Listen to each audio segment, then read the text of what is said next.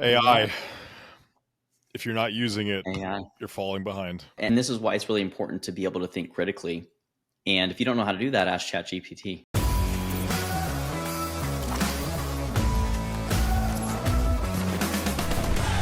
I mean, yeah, what AI? So, and for those of you that don't know, Steve has a penchant to find new things regularly. And I don't know how he manages to do that. So, today's episode, we're going to have Steve Rabbit hole, bro. share some of his new tech finds as it relates to how to make your life easier, and we'll kick those back and forth. And the main thing that I think is really important in this episode is that AI is definitely becoming a little more mainstream. People are definitely adopting it more. Oddly enough, for more like Google search / like meme generation stuff is what I've seen. Um, but when it comes to business and actually how to think about integrating AI, I think it's important to understand what tools exist currently. We did an episode about 6 months ago in October of 24 that we talked about the basic ones. And so the idea today is just to revisit some of that, update you guys on some of the new things, and then share a couple other things that have emerged since that we've discovered as well. Things like Napkin and other odds and ends that'll make your life a little bit I love easier when you're Napkin. putting stuff together. Huh? I love Napkin for visuals. Like when you're explaining processes, it is. Wait! Don't give away! Don't give away! But We I'm got this is excited the about it. last thing. I'm excited about it. It's definitely a game changer when it comes to presentations and stuff like that. So stick around. If you haven't subscribed, make sure you hit that subscribe button real quick, and let's jump on in. So, Steve, AI, if you're not using it, AI. you're falling behind. If you're not using it, you're losing it. If you're not using it, you're going to lose it. No, 100%. Mm-hmm, And I mean, I think I am 100% serious about that statement. I guess maybe we start there. Like, if it yeah. is something you're not leveraging, you are likely falling behind from an output Mm-hmm, perspective. yeah. But there's still such a difference of like reliance and it doing the work versus Mm-hmm, it helping you and assisting create the outcomes that you're already working on, right? Like, mm-hmm, I still stand by, if AI is doing all the work and you find like, okay, I'm done with my work in 2 to 3 hours in a day, I'm just going to be lazy and not do anything else, you're missing the point, right? Like, don't bring your 8 hour workday down to a 4 hour workday with AI. Get 16 hours worth of work done in 8 hours is the way that you should be looking at it.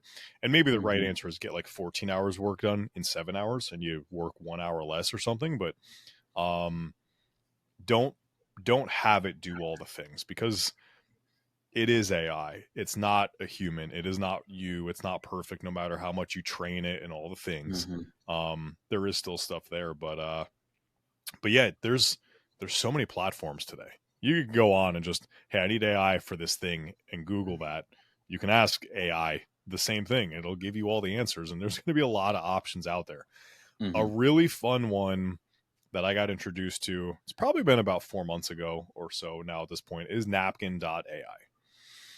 When it comes to presentations or like process based drawings, step one, step two, step three, and whatnot, it does a phenomenal job of drawing that out and giving you the ability to kind of change the way it looks, change the display. The export functionality on there is fantastic. Like if you're building an ebook and it's a process based ebook, like again, step 1, 2, 3 type stuff, you Mm-hmm. can literally convert it to a PDF and it'll print it out for you and you're ready to rock and roll. You can type in it, so you got everything going on there. So I really, really enjoy that one. You want to know the best thing about Napkin.ai? Andrew, you know this answer, which still blows my mind. Do you know what I'm going to say? It's No. free. Ah. It's free. It does a phenomenal job and it's free. They say for now in beta, so I'm sure at some point in time it won't be free.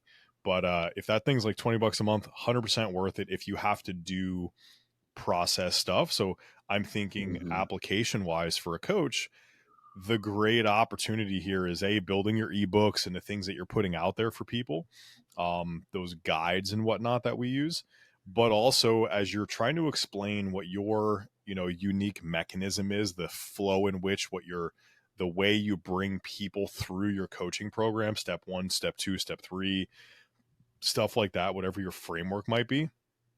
That's going to be a really great tool to just kind of visualize what you have going on. To create the same visuals in Canva, I mean, I'm not that creative, so they look bad, but it takes me like a day. Napkin.ai for the same exact thing takes me like 18 seconds. So it's just, from that perspective, I thoroughly enjoy it. I know, Andrew, you use it a lot for presentations and everything now, right? If I have something that I need to visualize, which for the most part, and to give the audience here like a frame of reference as to why that's so important, we know that most people are going to have a visual aspect to learning and they like to see stuff. And so if you're one of those coaches and you don't know that this happens, chances are you are over explaining things and people are just getting glossy eyed and they're getting bored and they have no idea what the heck you're talking about. And the problem with that isn't necessarily the explanation, everything else. It's the fact that your client or your prospective client doesn't understand how to ask the question for you to clarify that. Or frankly, they just don't care.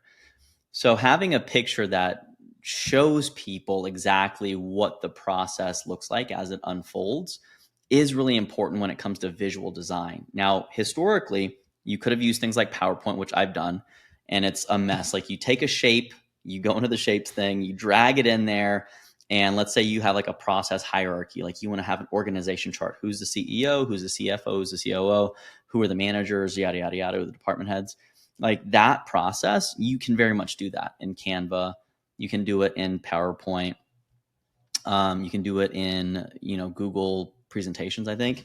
And so when you're thinking about that stuff, the last thing you want to do is as you're typing everything out, as you're trying to explain it, as you're writing out your scripts, is then take your word brain and make it a picture brain. And so what Napkin AI does is you effectively type in a description or you can drop in a script or whatever it is, and it will take that and it will use the artificial intelligence component to do its best to approximate a visual that fits that specific thing.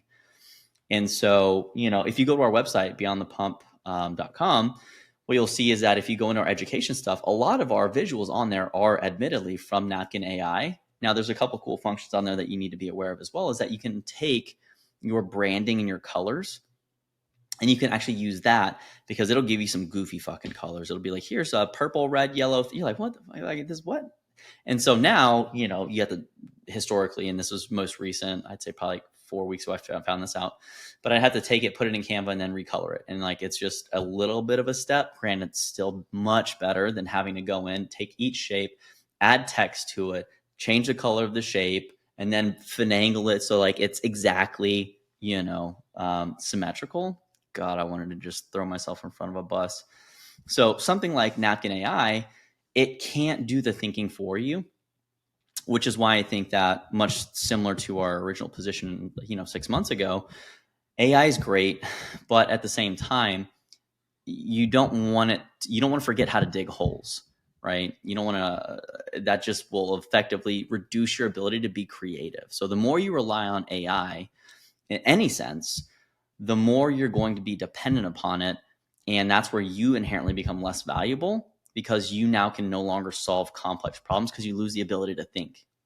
And so that's where, again, understanding there is a double edged sword of this.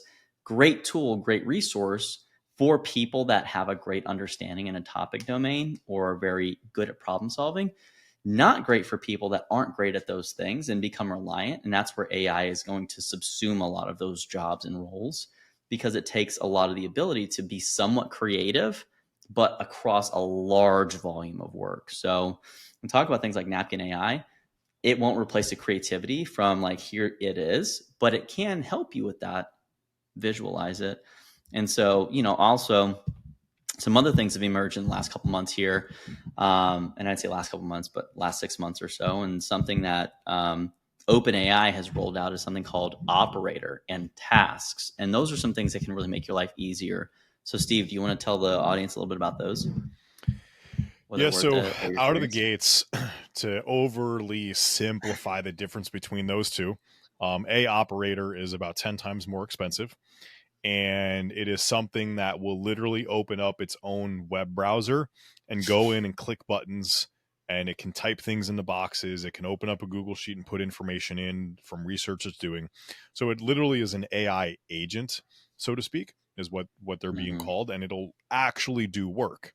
Now, the thing about that is it only does the work as well as you can prompt it to do the work. Mm-hmm. And we all know how much massaging, as we say, goes into basic AI of trying to get it to give you the output that you want.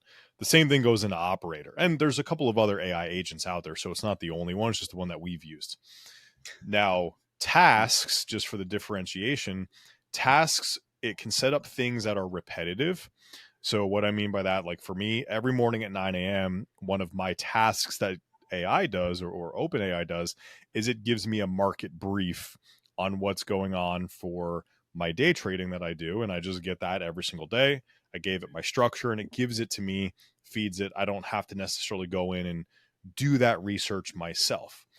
It's taking something that's accessible from the internet, putting it into the format that I said, and then just visual, like kind of sending it back in text to me.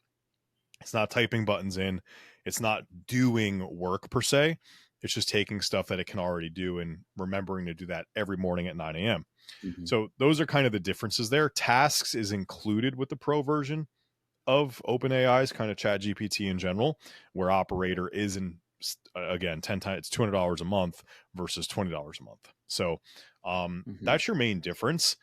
But tasks, I feel like, can definitely be a game changer for people, especially when it comes down to just productivity side of things, right? Mm-hmm. So we talked about automation here recently, and it's like, what are the things that I repetitively do every day? Mm-hmm. Well, I mean, Andrew, a great task for you, I would imagine, out of the gates would be having it go in every day or once a week or whatever time frame is appropriate and look at wherever you go. And Andrew makes fun of me for finding new stuff. Meanwhile, Andrew's like, oh yeah, there's a new study out that just got published 18 minutes ago about these things.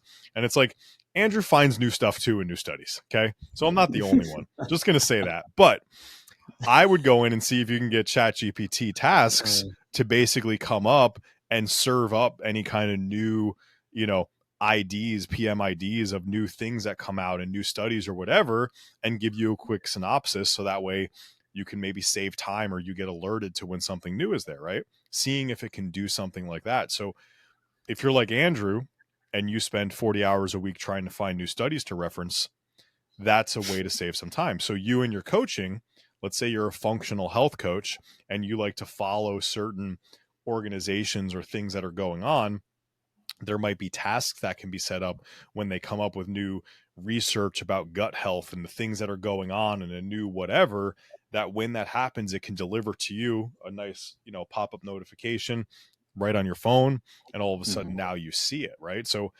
tasks are, how do I solve repetitive things and how can it do those? Again, going to keep it basic.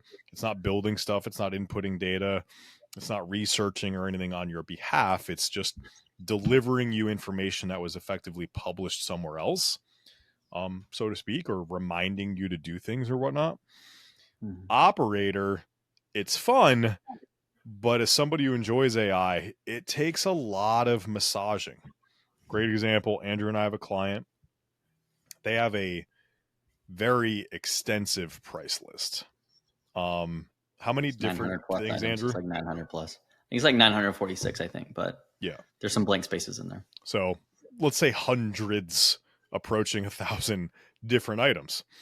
And, we asked the question, hey, do you have like a master Google sheet, Excel sheet with all the prices on there? They're like, no, but you can go find it on the website. I'm like, all right. And I go to the website and there's literally like 17 sections, a little plus symbol that pops it open to anywhere from like 5 to 30 different pricing listings. And it's like option A, $30, option A1, $40, option A2, $50, option A3, $60, all the way through like option A10. So it's not even like there's option A, B, C. It's like 10 different things of option A, then 14 of B, and then 7 of C. So like, hey, operator, can you go in and literally pull all these prices, put the title, the price, and then what the unit measurement is. Some of it's in minutes, some of it's in hours. So it's like, all right, well, the 60 minutes in an hour. So I can do the math on the back end.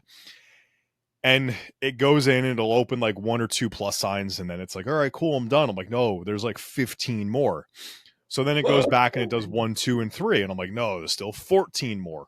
And then it goes back and it does 1, 2, 3, and 4. And it's like, why can't you just do the entire page? So I'm clearly prompting it wrong somehow, some way, but it's definitely a challenge from the massaging side of things for there. At least I've been kind of experiencing that. Yeah. Well, you've mentioned the term massaging a handful of times, and obviously that's a colloquialism that our audience might not be familiar with. So when you say that, like what do you mean when you say massaging, and why is that something that people should consider? Trying to break up the adhesions in your iliotibial band. Like you got to massage them out so that way Not a thing. you can move better and it doesn't hurt your low back. Guys, the next episode we're doing is clearly going to be an exercise one, so please listen to that one, not that No, one. I'm joking. So, He's so we've all asked AI a question, anticipating some type of structure of a response, some type of answer. Our first questions were probably questions that were like we probably knew the answer to or something, and we had some expectation of what it was going to give us. And all of a sudden it responded and our expectation, and they were wildly off. Like they didn't meet. So we slowly learn how to re-ask the question, how to be a little more intent driven, to give it more structure, to massage it to effectively give us the output that we were looking for. So massaging is just really you going back in and asking the question differently, giving it more kind of specificity around it, and ultimately trying to promote or provoke the outcome that you kind of anticipated or you're looking for. I.e., if you say, hey, can you tell me what the temperature is for the next 7 days? And it might report to you, yeah, in Las Vegas, here's the temperature for the next 7 days. And you go, oh, no. I meant, what is the temperature in New Jersey for the next 7 days? And then it'll say, oh, here's the temperature in New Jersey for the next 7 days. Because you as a human make the assumption that just because you're sitting in New Jersey, it'll give you New Jersey, but it doesn't. It just gives you wherever. So that follow up is the quote unquote massaging process that has to happen. And really, it's just bridging the gap between human thinking and computer thinking. Computers, they only know what they know. We make a ton of assumptions because we're humans and we have that reasoning skill that goes on in our brains that when we ask a question, there's 100 assumptions that go along and we go down that road. Think about you meet somebody brand new. They have no idea who you are. They don't know your history. You don't have a relationship established yet. And you ask a question and they give you the wrong answer. And you're like, oh, no. Give them more context. And then they answer it right. It's the same thing. But somebody you have a relationship with, they understand you, they know who you are. The frequency at which they answer the completely wrong question significantly drops because now they learned about you. They know the assumptions that you typically make. They understand the context more because they know your lifestyle, all of those components. It's the same thing. You're building a relationship with AI, and you need to learn how to bridge the gap of your thinking to what it can understand and kind of iterate back to you. Mm-hmm. Yeah, I mean, and so when you think about the idea of, and this is why it's really important to be able to think critically. And if you don't know how to do that, ask ChatGPT. Here's the reason why it's important to keep your head on your shoulders and not just blindly assume that it's correct. And that exactly what Steve was just saying. There's a mismatch of context. It has all the available information on the interwebs for the most part. And so imagine what happens if you knew, your mom's history, your dad's history, your sister's history, your brother's history, your aunt's history, your grandma's history, your great grandmother's history, your great great great grandmother's history, what general customer would, and like you're trying to answer a simple question. Like you have too many things that might be going on in your brain. And so it might give you an answer that is drastically or far from what you're looking for. And if you don't have the ability to think through that for a second and take it and be like, what the fuck is it saying? Or have some baseline understanding around a topic or concept, you're probably going to be eventually misled. And that can be very damaging for your professional reputation. So when you take the idea, and this is one of the risks of artificial intelligence, is that let's say that, and we see this all the time, people use this for blog posts. And when you're reviewing a blog post or, you get a newsletter or something like that, and you're taking some time to read through it, and you're like, this really just doesn't make sense, or there's just completely wrong facts in there. And those are things that, again, why you need to continue to read, why you need to continue to stay up on your own human produced information sources that you know and can rely on, which is why we produce this stuff. So you guys understand how things work, how things should work, and then when they're not working in that respect, so you can start to check and balance these things, because this is not just some holy grail that's going to be the fountain of youth forever, like, it's going to be everything you need. No, that's not quite it. And I think in the first episode 6 months ago I referenced the prophylactic studies that came out, meaning like I was asking it to help me with a paper in my doctoral, like some research paper. Shh, don't tell anyone. Right. I made a C in that class, guys. So I'm telling you, don't rely on that shit. I almost got kicked out of my program for using it. Doesn't work that way. And so if the University of Arizona is listening, I've learned my lesson. I have learned my lesson. Right. This is not an admission of guilt. This is simply a learning concept so that others can learn that it's not everything. But I was typing a paper on like cultural diversity or something like that. And it gives me all these research articles and these synopsis. And then the only thing that I noticed that was weird, because I didn't think that it would be inaccurate or wrong, is I went in there and I was reading through it and I was like, okay, cool. Like, this makes sense. So I start crafting this paper. And then as I'm like putting the references in, I'm like, these are kind of weird names. And I'm like, where are these papers produced? And I couldn't find it because naturally it doesn't tell you necessarily the country of origin unless you're like looking at the actual paper. So when it gave me these answers, it gave me like an executive summary, the citation, and then like a PubMed ID link. And I'm like, all right, cool. Like, so I clicked on the link and it took me to something that was like, these are the oral contraceptives of dental dams. I'm like, what the fuck is that?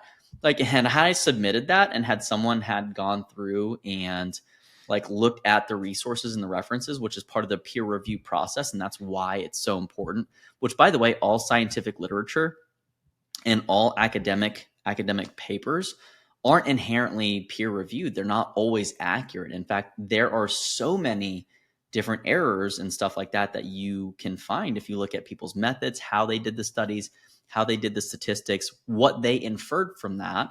Because at the end of the day, what people will get from a research study is they'll read the abstract, which is more or less a summary, and the conclusion of what the research is supposed to mean, or what they want the audience or the reader to take away, is their bias and their perspective around the information, how it was gathered, and what it says.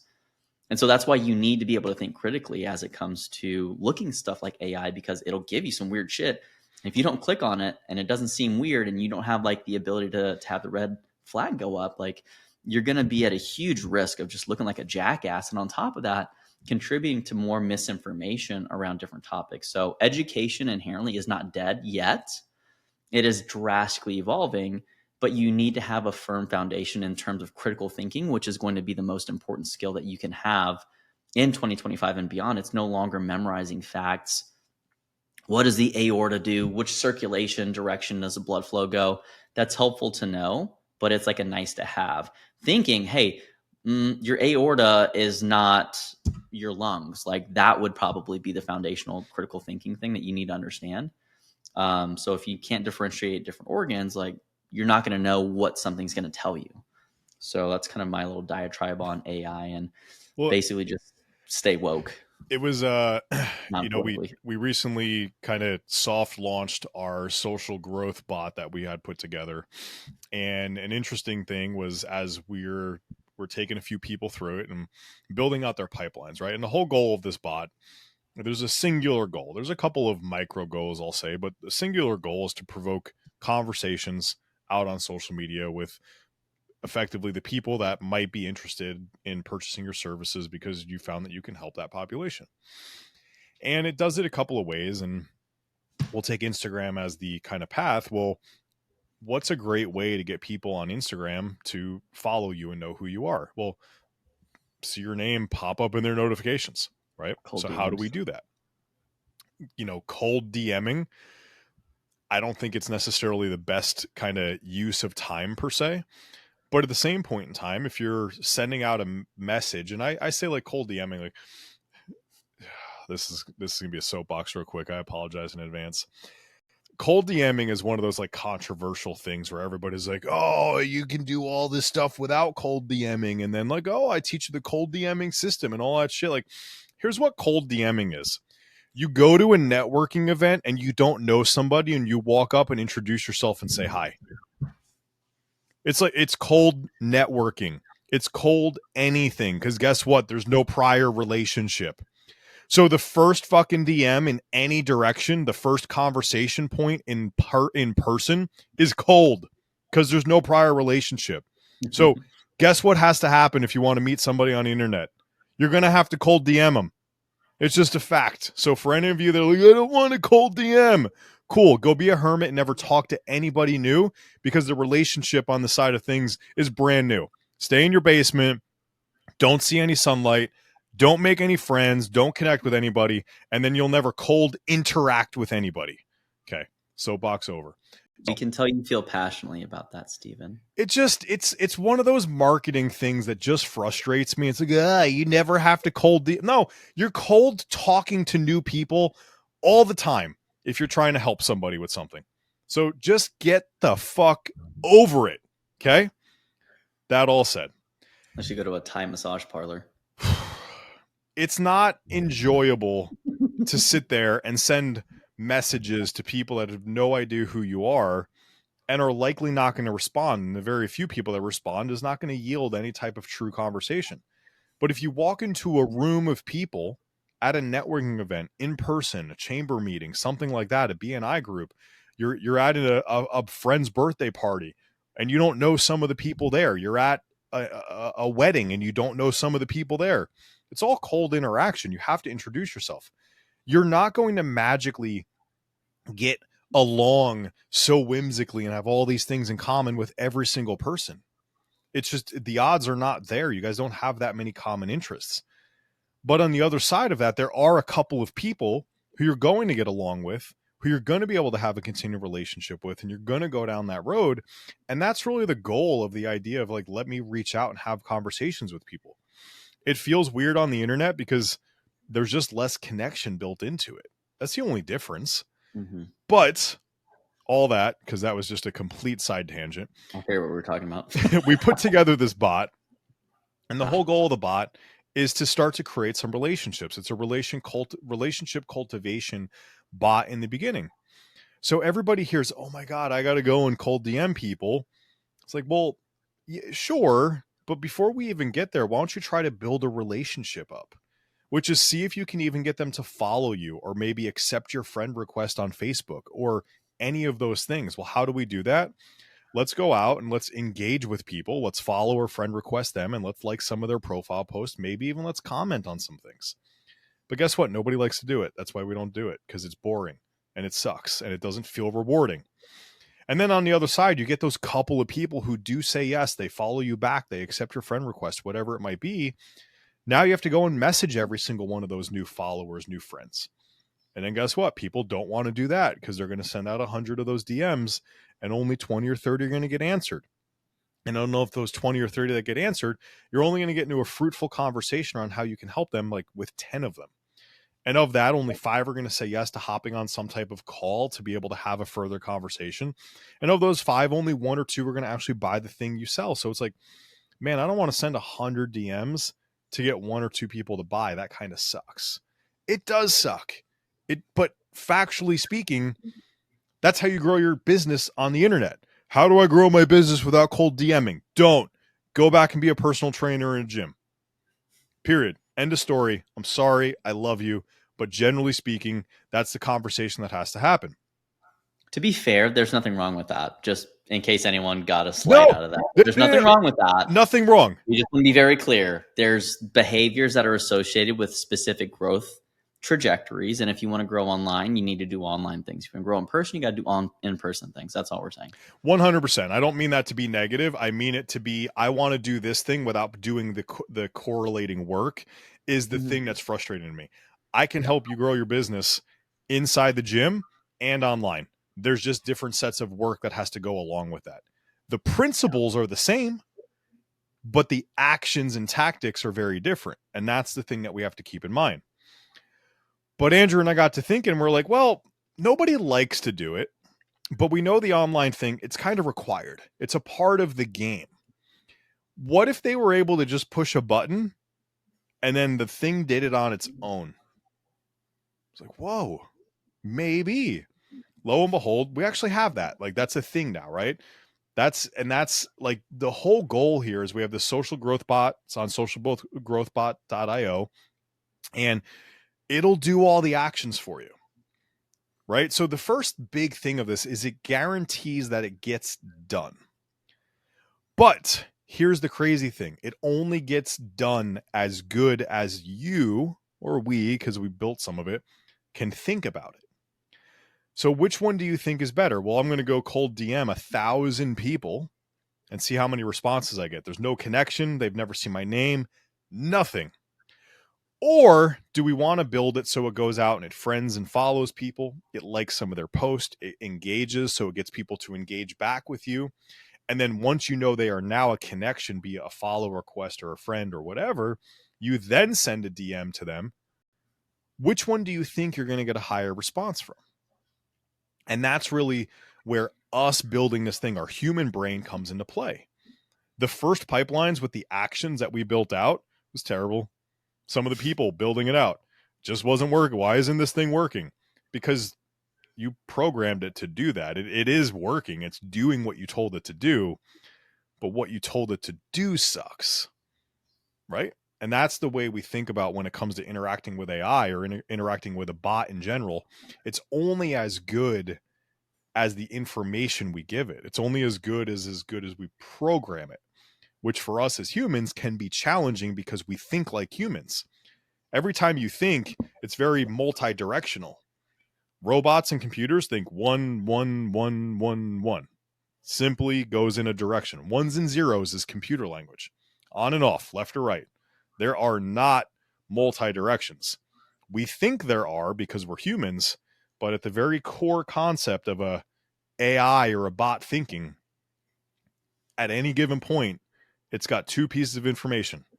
On, off, left, right, 1, 0, whatever you want to compare it to. So like when we built this bot out, we're like, all right, we got to do this thing. In order to get that thing to happen, there's something like 20 actions that we actually had to bring it through to now start provoking these conversations to happen with people that you're connected with. And it's a great tool. And it's funny, on this past week on our business development call that we host for everybody empowered, did a training on it. Here's the playbook. Here's what you need to do. I calculated that it costs, or you need to spend somewhere like 15 to 18 hours a week doing all of the actions that you need to do on social media in order to produce something like 4 to 6 maybe new clients a month, right? So perfect world, 15, 16, 18 hours a week. Somebody goes, well, that's like 2 days a week. I'm like, yeah, I know. And then I did some math and like, here's the crazy thing. If you got paid just minimum wage for each of those hours, you're actually wasting nearly $400 a month to get all this stuff done by you doing it. I didn't even like intend for it to happen, but on the other side, the cost of the bot's $250 a month. And it guarantees it happens. You don't get emotional about sending that like weird cold DM or whatever it is. So it's like, oh, hey, we can save you money. I think you're worth more than $7.25 an hour anyways. So I'm way underestimating the true cost of time here. And we make sure it gets done. Feels like a win-win. But anyways, here's the manual system. So far departure from AI and like the conversation piece. But as we were programming this and as we were going through it, it was crazy to really see how much these ones and zeros, yeses and nos, correlated into, man, human language and computer language is two very different languages that you have to be very, very critical when you're trying to think and kind of bridge that gap.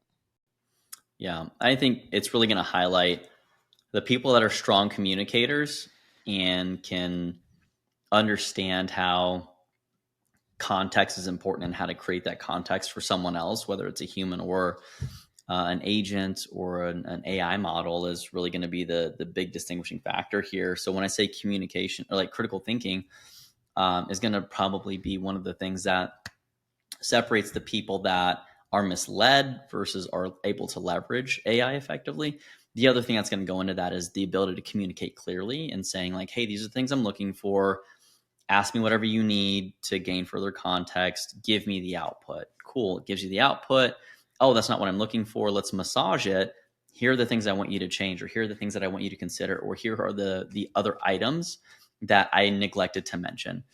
And it gives you another output. And then you basically just go through this iterative process, which does require A, you thinking through the problem, and B, also understanding how to use the right verbiage and the right language from or with that specific other party in that conversation, which these skills also transfer into the regular human interaction. And so that's the silver lining here, is that you will absolutely get punished if you are a poor communicator, and you will absolutely get wrecked if you cannot think for yourself.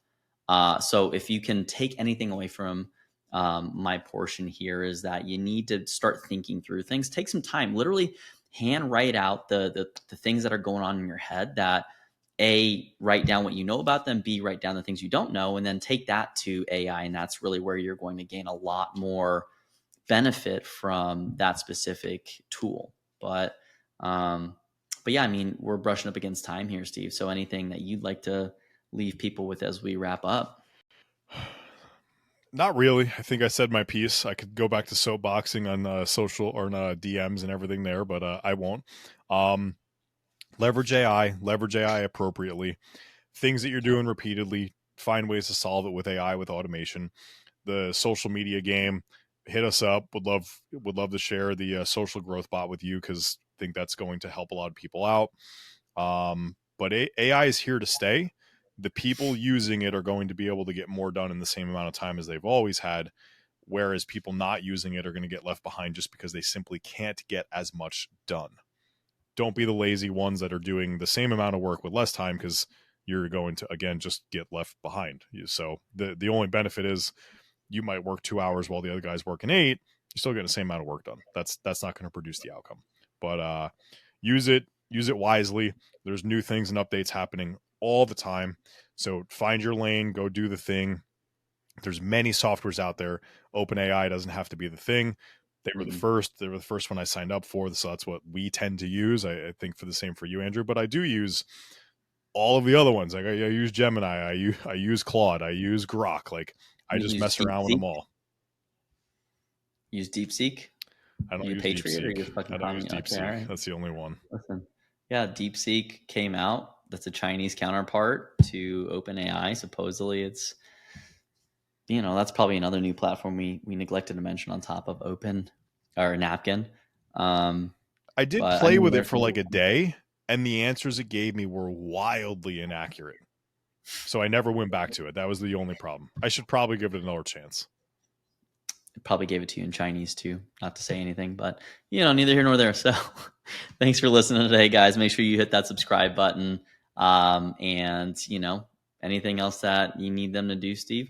Oh shit! Actually, I did forget. We are partnering with a philanthropy that supports autism research. So make sure you click the link below if you want to be involved with that. We do partner with other companies and philanthropies because we're looking to give back to communities. And so if you have something that you would like us to take a look at in terms of social support, please just reach out, comment, shoot us an email, or reach out to us in some form or fashion, and we'll make sure that we get the appropriate audiences in front of the right causes. So we hope that's also something you guys are looking forward to. But all we got. All right, gang. Hit Cool. that like button, throw some comments if you want us to discuss a topic. Otherwise, we will see you next time.